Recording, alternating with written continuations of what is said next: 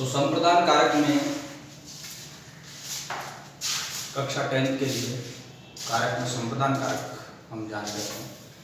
हमने कल जाना था संप्रदान कारक में कि जिसको कुछ दिया जाए उसी में चतुर्थी विभक्ति का प्रयोग होता है और उसी को संप्रदान कारक कहते हैं। सूत्र मैंने आपको कल बताया था, कर्मणा यम अभिप्रेति स संप्रदाने, अपने कर्म के द्वारा जिसको चाहकर, अपने कर्मणा यम अभिप्रेति, अपने कर्म के द्वारा जिसको कुछ दिया जाए, अभिप्रेत किया जाए, दिया जाए, चाहा जाए, उसे संप्रदान कारक कहते हैं। संप्रदान कारक में चतुर्थी विभक्ति का प्रयोग होता है और इसमें हमने एक नियम पढ़ा था।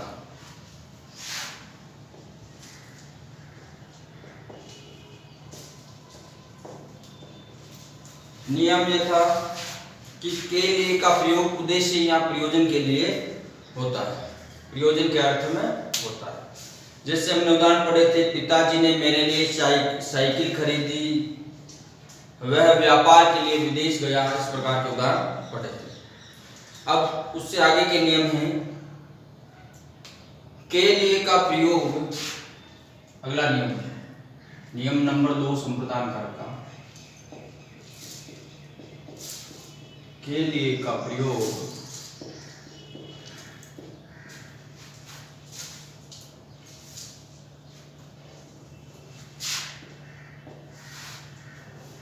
क्रिया अर्थ वाली संज्ञाओं के साथ भी होता है। के लिए का प्रयोग क्रिया अर्थ वाली संज्ञाओं के साथ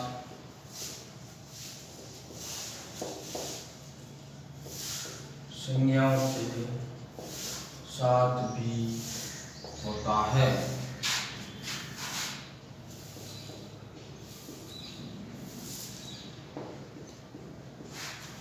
के लिए का प्रयोग क्रिया अर्थ वाली संज्ञाओं के साथ भी होता है। जैसे उदाहरण लेते हैं,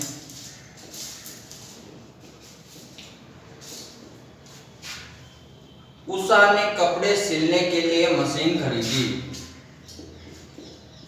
उषा ने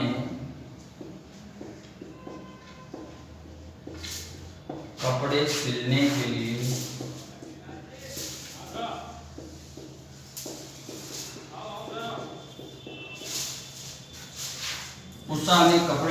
के लिए मशीन खरीदी।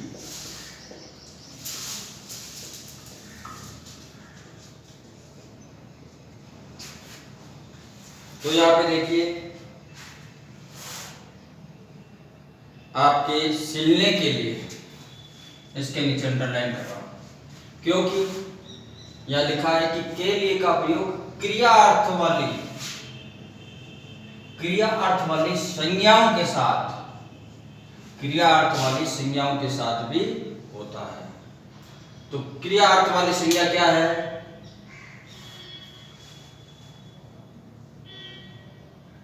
क्रिया अर्थ वाली संज्ञा मशीन। क्रिया अर्थ वाली संज्ञा क्या है? मशीन खरीदी। उषा ने कपड़े सिलने के लिए मशीन खरीदी। तो क्रिया अर्थ वाली संज्ञा हो गई मशीन, और इसके कारण आपके सिलने के लिए इसमें आपके संप्रदान कारक चतुर्थी विभक्ति का प्रयोग हो गया। दूसरा उदाहरण लेते हैं,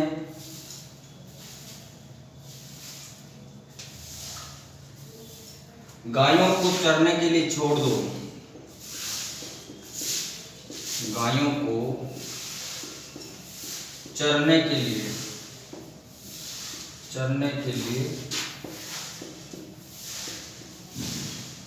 छोड़ दो। अब यहाँ पे हो गया आपके चरने के लिए, ये हो गई आपकी क्रिया अर्थ वाली संज्ञा। क्रिया अर्थ वाली संज्ञा है, इसलिए यहाँ पे के का प्रयोग, के लिए का प्रयोग हुआ है। तो ये हुए उदाहरण आपके संप्रदान कारक का जो सेकंड नियम था उसके उदाहरण। अब लेते हैं संप्रदान कारक का तीसरा नियम,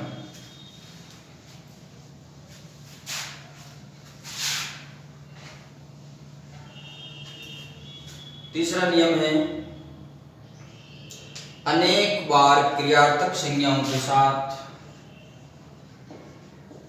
अनेक बार क्रियार्थक संज्ञाओं के साथ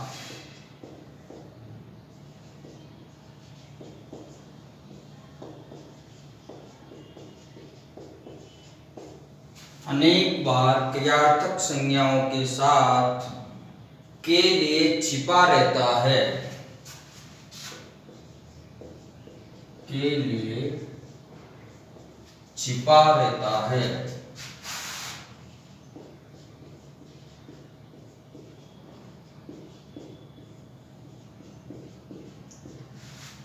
यानी अनेक बार ऐसा लगता है, अनेक बार क्रियार्थक जो संज्ञा है उनके साथ में के लिए जो है कर्ता ने कर्म को कर्ण से संप्रदान के लिए ये जो कारक का चिन्ह है ये छिपा हुआ रहता है। ऐसे भी कई उदाहरण होते हैं। तो देखिए जैसे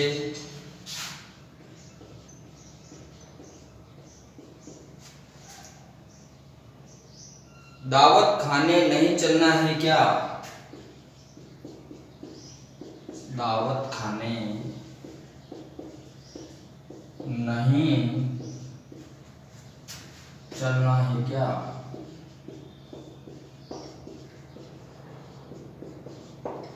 क्वेश्चनवाचक चिन्ह आ गया। दावत खाने नहीं चलना है क्या।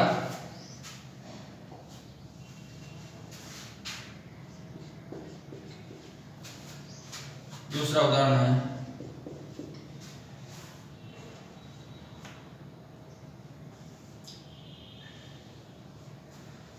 रुपए जमा कराने, रुपए जमा करने बैंक जाना है, बैंक जाना है। रुपए जमा करने बैंक जाना है।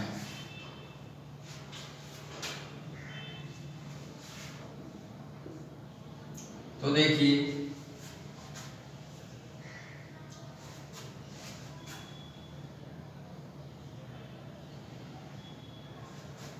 रुपये जमा करने बैंक जाना है।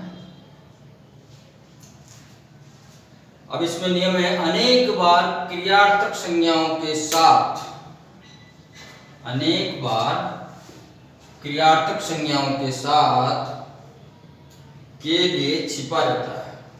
जो क्रियार्थक संज्ञाएं हैं, क्रिया का अर्थ बताने वाली संज्ञाएं कहलाती हैं क्रियार्थक संज्ञाएं। क्रिया प्लस अर्थक तो हो जाता है क्रियार्थक, क्रिया का अर्थ बताने वाले। अनेक बार क्रिया का अर्थ बताने वाली संज्ञाओं के साथ के लिए छिपा रहता है, छिप जाता है। जो संप्रदान कारक का चिन्ह होता है वो छिपा रहता है। दावत खाने नहीं चलना है क्या, तो यहाँ देखिए के लिए का प्रयोग नहीं हुआ है। रुपए जमा करने बैंक जाना है, तो यहाँ पे भी के लिए का प्रयोग छिपा हुआ है, के लिए का प्रयोग नहीं हुआ है। सुनंदा तो कपड़े खरीदने गई है, सुनंदा तो कपड़े खरीदने गई है, इसमें भी के लिए का प्रयोग नहीं हुआ है। भैंसे पालने के लिए वह बाड़ा बनवा रहा है, भैंसे पालने के लिए वह बाड़ा बनवा रहा है, तो इसमें भी के लिए का प्रयोग नहीं हुआ है। तो दो उदाहरण आपके सामने लिख दिए।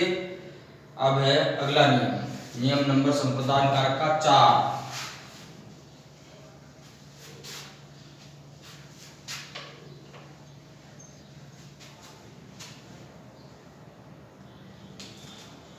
चौथा नियम है संप्रदान कारक का, के लिए के स्थान पर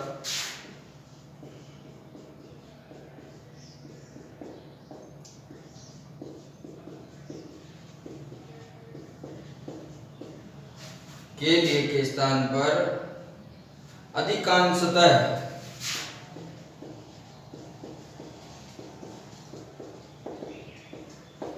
के लिए के स्थान पर अधिकांशतः को का प्रयोग किया जाता है। को का प्रयोग किया जाता है।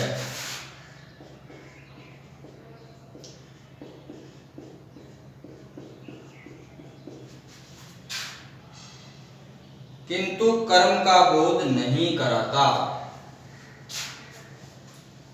किंतु कर्म का बोध नहीं कराता।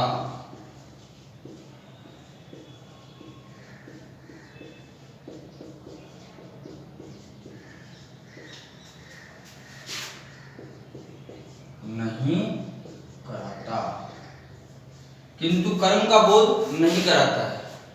के लिए के स्थान पर अधिकांशतः ज्यादातर को का प्रयोग किया जाता है, ये नियम है अगला। किंतु कर्म का बोध नहीं कराता। जैसे उदाहरण है, फर्स्ट, घर में बैठने को भी जगह नहीं है। घर में बैठने को भी, घर में बैठने को भी जगह नहीं है।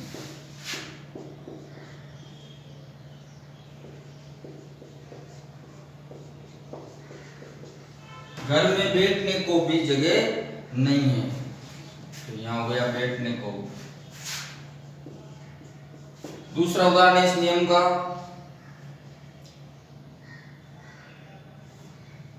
इस समय पीने को कुछ भी मिल जाए। इस समय पीने को कुछ भी मिल जाए। कुछ भी मिल जाए। इस समय पीने को कुछ भी मिल जाए। घर में नहीं खाने को, बेटा चला लुटाने को। घर में नहीं खाने को,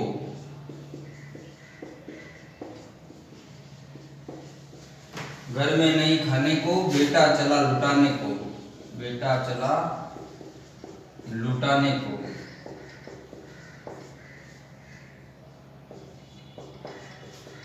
घर में नहीं खाने को, बेटा चला लुटाने को। खाने को और लुटाने को। तो देखिए यहाँ पे नियम है,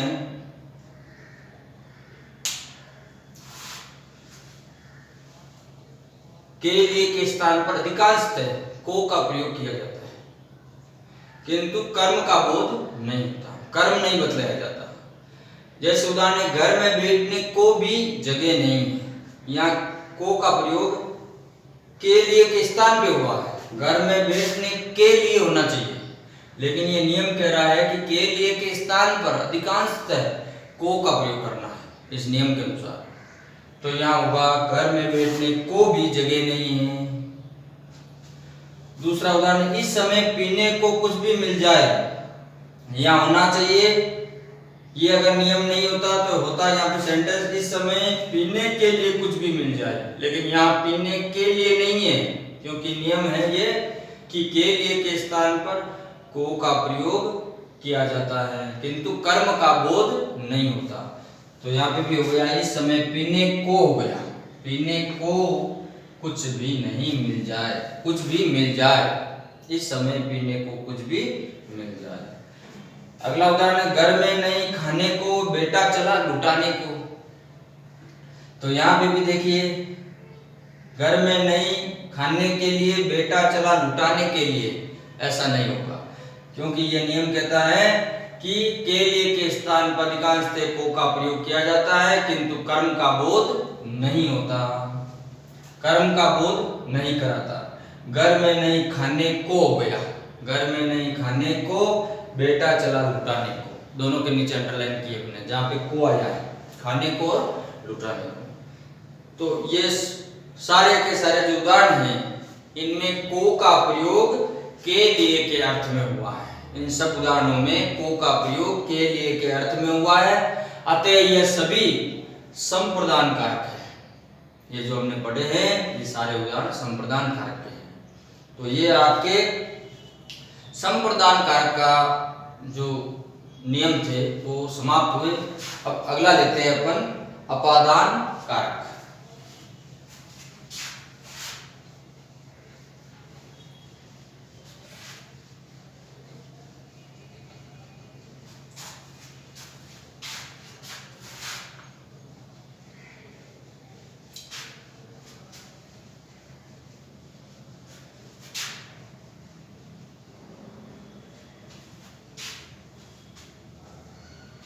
अपादान कारक में से का प्रयोग होता है।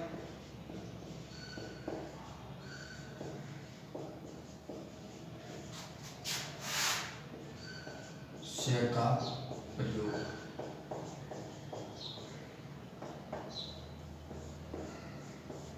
अपादान कारक में आपके से का प्रयोग होता है। अब देखिए अपादान किसे कहते हैं? स्थिर वस्तु से कुछ भी अलग हो, किसी स्थिर वस्तु से कुछ भी जो अलग हो, तो जिससे अलग हुआ जाए, स्थिर वस्तु से कुछ भी अलग हो और जिससे अलग हुआ जाए उसी को अपादान कहते हैं। स्थिर वस्तु से, स्थिर वस्तु, स्थान इत्यादि से अलग होना, इत्यादि से अलग होना,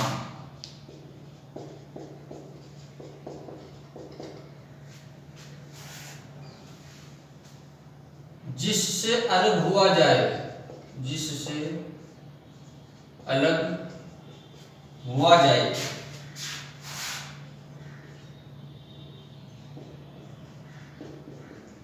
जिससे अलग हुआ जाए उसे ही अपादान कहते हैं, उसे ही अपादान कारक कहते हैं। यानी सीधा अर्थ है कि स्थिर वस्तु, स्थान इत्यादि से अलग होना और जिससे अलग हो रहे हो, जिससे अलग हुआ जाए उसी को हम अपादान कहते हैं। जिससे भी अलग हो उसी को ही हम लोग अपादान कहते हैं। जैसे गंगा हिमालय से निकलती है, गंगा हिमालय से निकलती है, तो गंगा किससे अलग हो रही है? हिमालय से अलग हो रही है। स्थिर वस्तु है हिमालय, उससे अलग हो रही है। तो कर्ता ने कर्म को कर्ण से संप्रदान के लिए अपादान से अलग होने के अर्थ में, अपादान से अलग होने के अर्थ में अपादान कारक होता है। लेकिन किससे अलग होना? जिससे अलग हुआ जाए, जिससे भी हम अलग होते हैं, जिस स्थिर वस्तु, स्थान इत्यादि से अलग होते हैं उसी में अपादान कारक होता है। और अपादान में पंचमी विभक्ति का प्रयोग होता है ना। तो इसमें आप जो आगे नियम है वो हम जानते हैं। ये हुई आपको बताया गया अपादान कारक की परिभाषा, सामान्यतः जो अपादान कारक की डेफिनेशन है वो आपको बताई गई। अब इसका नियम है फर्स्ट नियम इसका, से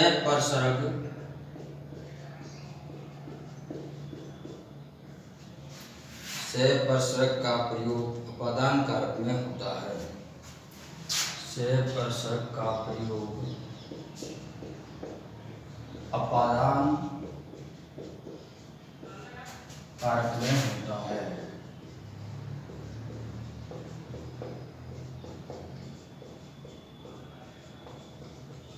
से परसर्ग का प्रयोग अपादान कारक में होता है। तब इससे स्थान परिवर्तन, तब इससे स्थान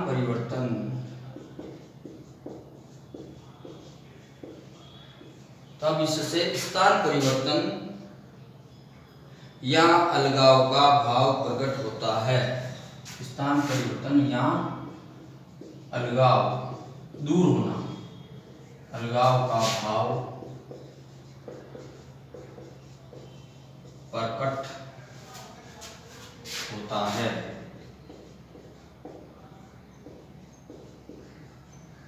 तो यहाँ पे ये नियम है कि से परसरक का प्रयोग अपादान कारक में होता है। परसरक का मतलब चिन्ह, जो कारक का चिन्ह होता है उसे बोलते हैं परसरक। से परसरक यानी अपादान कारक का जो चिन्ह है, से परसरक का प्रयोग अपादान कारक में भी होता है। तब इससे स्थान परिवर्तन, या तो स्थान का परिवर्तन होना या फिर अलगाव, अलगाव का मतलब दूरी बनाना, अलगाव का भाव, या तो स्थान परिवर्तन का भाव होगा या फिर दूर होने का भाव होगा। अलगाव का मतलब होता है दूर होना, अलगाव का भाव प्रकट होता है। अब देखिए इसको हम उदाहरण के माध्यम से समझते हैं। जैसे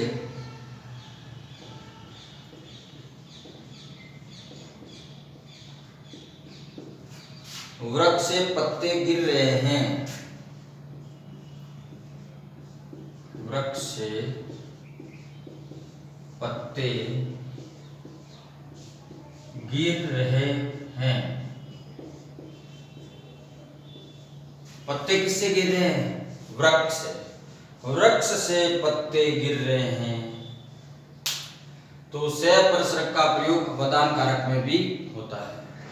तब इससे स्थान परिवर्तन या अलगाव, तो स्थान परिवर्तन, इस अलगाव हो गया, दूर हो गया। वृक्ष से पत्ते क्या हो रहे हैं? गिर रहे हैं। इसका मतलब क्या प्रकट हो गया? अलगाव, दूरी प्रकट हो गई। अलगाव का अर्थ होता है दूरी, दूर हो जाना अलगाव का। तो वृक्ष से पत्ते दूर हो रहे हैं, गिर रहे हैं, तो वृक्ष से पत्ते गिर रहे हैं। तो वृक्ष से ये आपके अपादान कारक हो गया, यहाँ पे वृक्ष आपके अपादान कारक हो गया, अलग हो रहे। अलग होने के अर्थ में अपादान कारक होता है। नौका घाट से उस पार जा रही है, नौका घाट से उस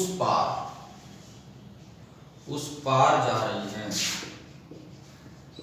उस पार जा रही है। नौका घाट से उस पार जा रही है, तो कौन जा रही है उस पार? नौका कहां से जा रही है? घाट से। नौका घाट से उस पार जा रही है, तो किससे अलग हो रही है नौका? घाट से अलग हो रही है। घाट से नौका अलग हो रही है। घाट का मतलब होता है जैसे हम कोई नदी के किनारे जाते हैं, तो ये जो जहाज से हम जिस नाव पे हम बैठते हैं, जो किनारा होता है उस पे जो घाटें बनी हुई होती हैं, जैसे हरिद्वार इत्यादि में जो घाटें बनी हुई है, पुष्कर में जो घाटें बनी हुई है, इस किनारे से उस किनारे जाना। तो ये नाव है, जो नौका है, नौका यानी नाव घाट से इस किनारे से उस पार जा रही है, उस किनारे की तरफ जा रही है। तो अलग हो रही है। अलग होने के अर्थ में यहाँ पे भी अपादान कारक हो गया। नौका घाट से अलग हो रही है। और भी उदाहरण है। अपराधी जेल से भाग गया,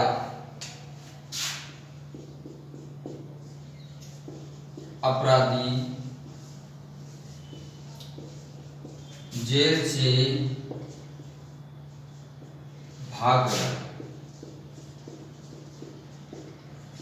अपराधी जेल से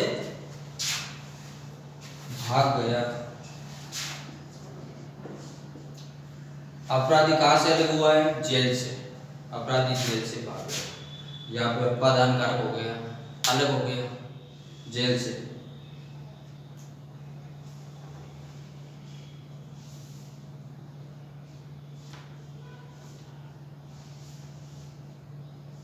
तो यह आपके अपादान कारक के नियम थे जो हमने जाने थे। आज के लिए इतना ही, धन्यवाद।